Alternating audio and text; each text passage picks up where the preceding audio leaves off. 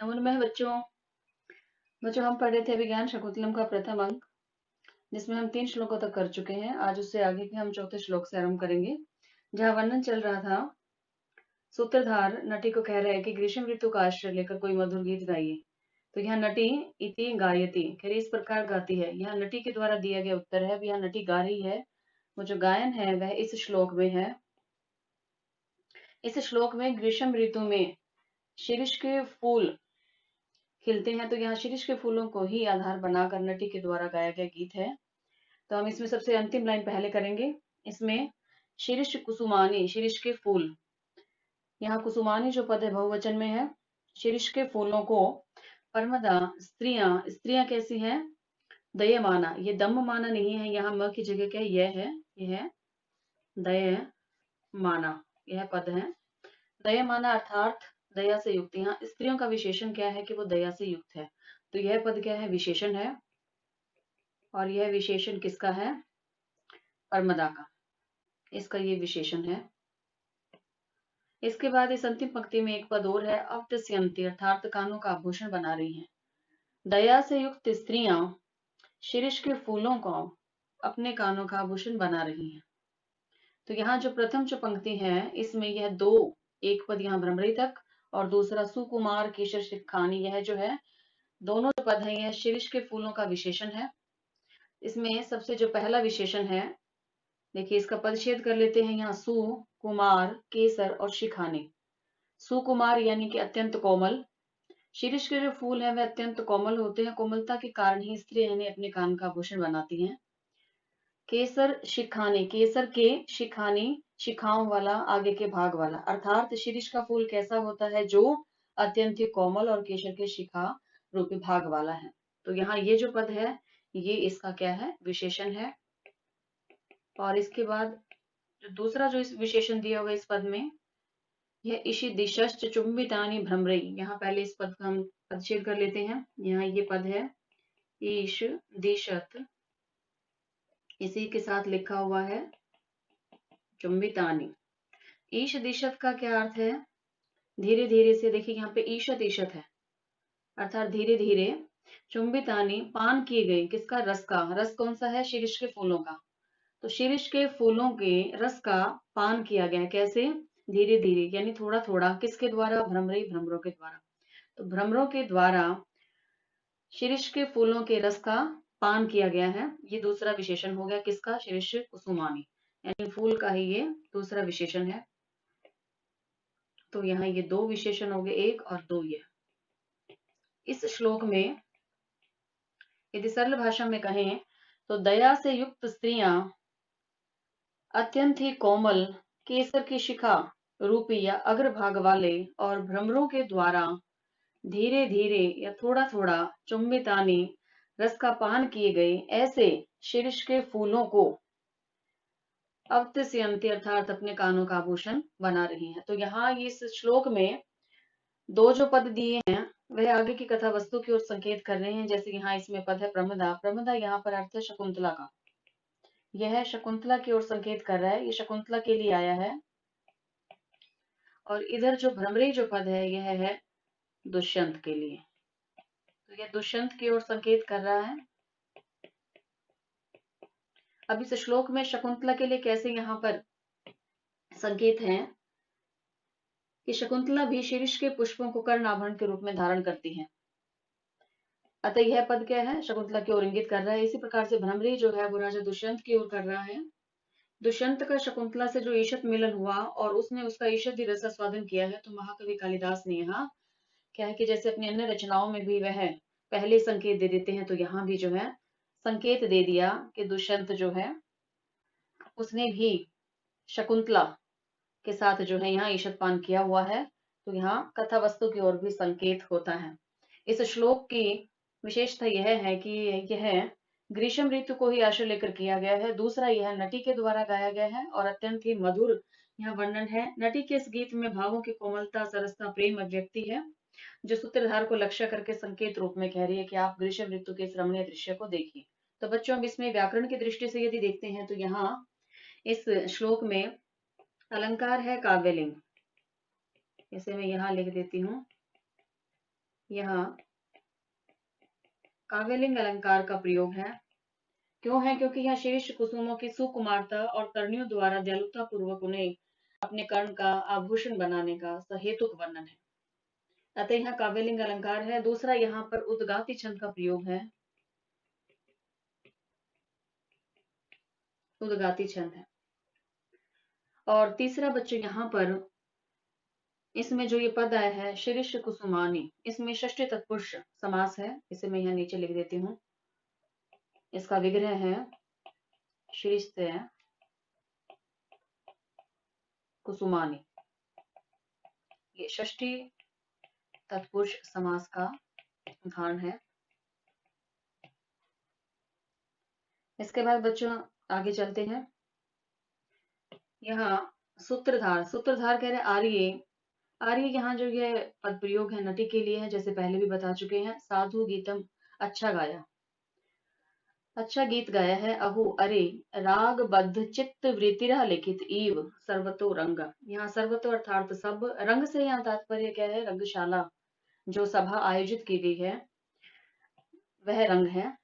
अब वह सभा कैसी होगी? चित्र में लिखित के समान हो गई है। और किसके कारण हुई है? रागबद्ध चित्तवृत्ति, अर्थात तुम्हारे इस गीत के राग से सबके चित्त को आकृष्ट कर लिया गया है। ऐसा कौन कह रहे हैं? सूत्रधार। अर्थात वह नटी के द्वारा गाए गए गीत की प्रशंसा कर रहा है। कह रहे तद इदानीम, तो अब, कथमत प्रकरण आश्रित आराध्याम, अर्थात किस प्रकरण का, किस नाटक का आश्रित आश्रय लेकर के आराध्या में आगे सभा के कानों को प्रसन्न किया जाए, सभा को प्रसन्न किया जाए। तो आगे जो है किस नाटक का अभिनय किया जाना है, यह कौन कह रहा है? सूत्रधार।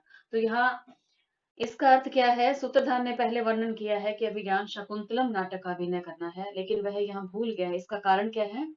रागबद्ध चित्तवृत्ति, अर्थात नटी के द्वारा गाए गए गीत के कारण इतना आकृष्ट हो गया है कि वह यह भी भूल गया है कि उसने पहले भी जो है इसका उल्लेख कर दिया है। तो यहाँ ये नटी उसे याद दिलाती है। अब देखिए यहाँ नटी कह रही है ननु आर्य मिश्रई, नो निश्चित ही आर्य मिश्रई। आर्य मिश्रई जो है, इससे पहले आपने आर्य पद पढ़ा, लेकिन यहाँ आर्य मिश्रई है। आर्य का अर्थ क्या होता है? श्रेष्ठ। जो गुण संपन्न, जो सदाचारी व्यक्ति है उसको आर्य कहते हैं। और इसके आगे यदि मिश्र शब्द का प्रयोग कर दिया जाए तो वह आदर सूचनार्थक किया जाता है। तो यहाँ यह जो पद है यह क्या है? आर्य मिश्र। मिश्रई जो पद है यह श्रेष्ठता को ज्ञापित करने के लिए प्रयोग किया जाता है। तो यह एक संयुक्त, यहाँ संयुक्त पद का प्रयोग किया, संयुक्त शब्द है यह। इससे आगे देखिए प्रथममेव आज्ञाप्तम, अर्थात आपने पहले ही आज्ञा दे दी है, आपने पहले ही आदेश दे दिया है। किस चीज का? अभिज्ञान शाकुंतलम नाम अपूर्वम नाटकम, अर्थात अभिज्ञान शाकुंतलम नामक जो अपूर्व नाटक है उसका प्रयोग अधिक्रियतामिति, उसी प्रयोग को, उसी नाटक को, उसी का अभिनय करना है। और अधिक्रियतामिति अर्थात उस नाटक को आधार बनाकर, उसी का ही आश्रय लेकर के। तो यहाँ इसमें जो यह देखिए पद जो आया है इस श्लोक में कि पहले से ही ज्ञात है। कह रहे कि तुमने मुझे ठीक जो है याद दिलाया, कह रहे आपने तो पहले ही आदेश दे दिया था कि अभिज्ञान शकुंतलम नामक अपूर्व नाटक का अभिनय किया जाए। इसके बाद देखिए आगे सूत्रधार को जैसे स्मरण आता है, नटी के कहने पर स्मरण आता है। सूत्रधार क्या कह रहे? आर्य।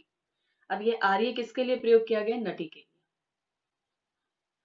संस्कृत साहित्य में पत्नी के लिए जब संबोधन किया जाता है तो कौन सा पद उसमें प्रयुक्त होता है? आर्य। यह सूत्रधार की पत्नी है या नटी, उसके लिए आर्य पद का प्रयोग किया है। सम्यक अनुबोधितो अस्मि, अर्थात में अच्छी प्रकार से ज्ञात करा दिया गया है मुझे, अर्थात तुमने मुझे ठीक याद दिलाया। सम्यक ठीक, अनुबोधितो अस्मि बोध करना, ज्ञान करना, याद दिलाना कि अब मुझे स्मरण हो आया है। अस्मिन क्षणे विस्मृतम खलु मया, अस्मिन इस क्षण में, विस्मृतम भूल गया था, खलु निश्चित ही, मया मेरे द्वारा, कि इस समय मैं यह भूल गया था। ऐसा मेरे साथ क्यों हुआ? ऐसा मैं क्यों भूला? तो इसका कारण क्या बता रहा है सूत्रधार? कह रहा है क्योंकि ऐसा क्यों हुआ उसका जो वर्णन है वह अगले श्लोक में है। इस श्लोक में सूत्रधार नटी से यह वर्णन कर रहा है कि मैं तुम्हारे गीत के कारण आकृष्ट हो गया मेरा मन जो है वो हर लिया गया, अतः मैं इसका स्मरण नहीं कर पाया, कि मैं पहले भी जो है नाटक के बारे में बता चुका हूँ। तो बच्चों अब इस श्लोक में जो है यहाँ पर सूत्रधार कह रहे हैं, देखिए गीत रागेण, सबसे पहले इस पद को लेते हैं। यह क्या है, पदच्छेद कर लेते हैं। त्व अस्मि, ये अस्मि पद है पीछे। गीत रागेण हारिणा प्रसभम हृतय, एष राजेव दुष्यंत सारंगेण अतिरहंसा, ये दो पद हैं यहाँ। तो यहाँ कह रहे हैं गीत रागेण, गीत के राग से, हारिणा अर्थात मनोहर, हारिणा का यहाँ अर्थ मनोहर, प्रसभम का क्या अर्थ है यहाँ, बलपूर्वक, बलपूर्वक, हृतय हर लिया गया हूँ, अस्मि हूँ, तब मैंने तुम्हारे, तब तुम्हारे गीत के राग से, और वो भी कैसा है, मनोहर, तुम्हारे मनोहर गीत के राग से, प्रसभम बलपूर्वक, हृतय अस्मि अर्थात में हर लिया गया हूँ। अब इसी बात से ही देखिए आगे की पंक्ति संबंध कर दी है कि सारंगेण अतिरहंसा, सारंगेण यहाँ सारंग जो है हिरण के लिए, अतिरहंसा अत्यंत वेगवान है, जो अत्यंत तेज गति से युक्त है, ऐसे हिरण के लिए, एश है यह है, राजीव राजा ही, दुष्यंत दुष्यंत। अब यहाँ संकेत कर दिया है, अर्थात यहाँ पर अब जो है आगे का दृश्य क्या आएगा नाटक का, जो सबसे प्रथम होगा वह वर्णित है कि जैसे यह है राजा दुष्यंत हर लिए गए हैं, और राजा दुष्यंत कैसे है, किसके द्वारा हर लिए गए, सारंगेण हिरण के द्वारा, जो अत्यंत ही तेज गति से दौड़ रहा है, ऐसे हिरण के द्वारा राजा दुष्यंत हर लिए गए हैं। उसी प्रकार से मैं तुम्हारे मनोहर गीत के राग के द्वारा हर लिया गया, अर्थात यहाँ आगे की कथा का संकेत, अब आगे यहाँ से जो है नाटक प्रारंभ हो जाएगा। तो बच्चों इस श्लोक में जो यह पद आया है हरिणा, और इसके साथ में आया है सारंगेण, देखिए दो पद हैं यहाँ पर। इस कथन से यह ध्वनित हुआ है कि नटी के गीत राग से सूत्रधार इतना विमुग्ध हो गया कि वह नाटक का नाम भी भूल गया, उसे कौन से नाटक या कौन सा प्रकरण प्रस्तुत करना है इस बात का भी वहम हो गया था।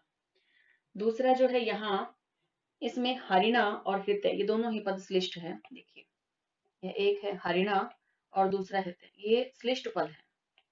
श्लिष्ट पद अर्थात श्लेष युक्त है, इनका अर्थ देखिए दो अर्थ इनके निकल रहे हैं। हरिणा का क्या अर्थ है, यहाँ राजा के पक्ष में यदि लेते हैं तो दूर तक जाने वाला, दूर जंगल तक ले जाने वाला। दूसरा यदि गीत के पक्ष में लेते हैं हम, यदि जो गीत नटी ने गाया उसके पक्ष में लेते हैं तो उसमें क्या है, मन को हरण करने वाला है। अब यहाँ हरिणा हृतय, राजा क्या है, वो अपनी सेना से दूर तक खींच ले आया, इस तरह से गीत से जो है वो सूत्रधार भी बहुत दूर तक आ गया, और नाटक का स्मरण भी वो भूल गया। तो बच्चों इसमें व्याकरण की दृष्टि से यदि देखते हैं, देखिए यहाँ गीत रागेण है, गीत रागेण में यहाँ पर तृतीया विभक्ति है, एक वचन का प्रयोग है यहाँ, और इसी प्रकार से बच्चों आप इसमें और देखें तो इस पूरे श्लोक में यहाँ छंद कौन सा है, पथ्यावक्त्र, यहाँ पथ्यावक्त्र, ये तो छंद है इस श्लोक में। और दूसरा इसमें एक चीज की और आगे जो है संकेत किया, यहाँ से प्रस्तावना जो है समाप्त हो रही है, इसमें हम आगे देखेंगे, देखिए यहाँ है इति निष्क्रांतो, यह कहकर दोनों निकल जाते हैं। यहाँ जो ये इति निष्क्रांतो है, ये दोनों कौन है, सूत्रधार और नटी। अब वो दोनों जो है निकल गए हैं, तो यहाँ ये निष्क्रांतो जो पद है, ये क्या है, द्विवचन का यहाँ प्रयोग किया गया, ये द्विवचन पद है। द्विवचन ये दोनों किसके लिए आ गया, ये है द्विवचन का प्रयोग, ये पुमान स्त्रियाम सूत्र से पुल्लिंग द्विवचन का यहाँ प्रयोग किया है। इसका क्या अर्थ है, सूत्रधार और नटी। प्रस्तावना, यानी यहाँ तक ये जो था प्रस्तावना थी। अब इससे ऊपर का जो वर्णन है उसे प्रस्तावना कहते हैं, यह पारिभाषिक शब्द है, इसका दूसरा नाम जो है आमुख भी है, इसे आमुख भी कहते हैं। अर्थात परस्पर वार्तालाप द्वारा सूत्रधार और नटी आदि जब कथा वस्तु को प्रारंभ करने की सूचना देकर रंगमंच से निकल जाते हैं, तो वहां तक जो है प्रस्तावना मानी जाती है। अब ये देखिए इससे आगे यहाँ प्रस्तावना हमारी हो गई है, समाप्त हो गई है इस नाटक में। इसके बाद जो दृश्य, जो सूत्रधार ने कहा था कि जैसे जो है राजा दुष्यंत उस हिरण के द्वारा हर लिए गए, तो उसी का ही वर्णन है अब आगे। ततः तभी प्रविशति प्रवेश होता है, प्रविशति में देखिए यहाँ पर लट लकार प्रथम पुरुष एक वचन का रूप है, मृग अनुसारी, मृग का अनुसरण करने वाले, स शर चाप हस्तो। अब देखिए यह जो पद है इसमें स शर चाप और हस्तो।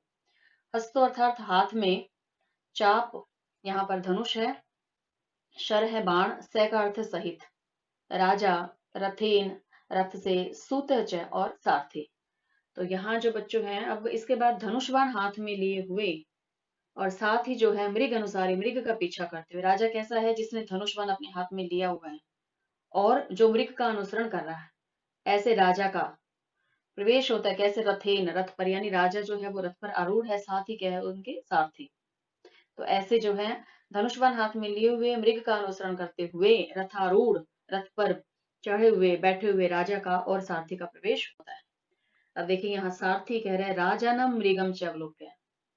अब सारथी के सामने क्या दृश्य है? वह राजा को देख रहा है और मृग को देख रहा है। राजानम मृगम च अवलोक्य, अर्थात राजा और मृग को देखकर। अब दोनों को यहाँ देख रहा है और कह रहे आयुष्मान हे राजन। अब इन दोनों को देखते हुए सारथी को, सुतह को कैसा प्रतीत होता है उसका वर्णन जो है इससे आगे के श्लोक में है। अब यहाँ कह रहे हैं कि हिरण का अनुसरण करते हुए राजा किसकी भांति लग रहे हैं? पिनाकिनम के भांति। पिनाकिनम ये है भगवान शिव के लिए है। इस पिनाकिनम जो है भगवान शिव के लिए क्यों प्रयुक्त किया जाता है? क्योंकि उनके धनुष का नाम क्या है? पिनाक। पिनाक जो है वह उनके धनुष का नाम है, धनुष का नाम। इसी कारण ही जो भगवान शिव को पिनाकी भी कहा जाता है। यह भगवान शिव के लिए आया है।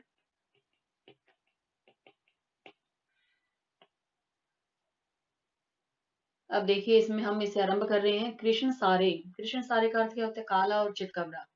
कौन? हिरण। तो यह हिरण का विशेषण है।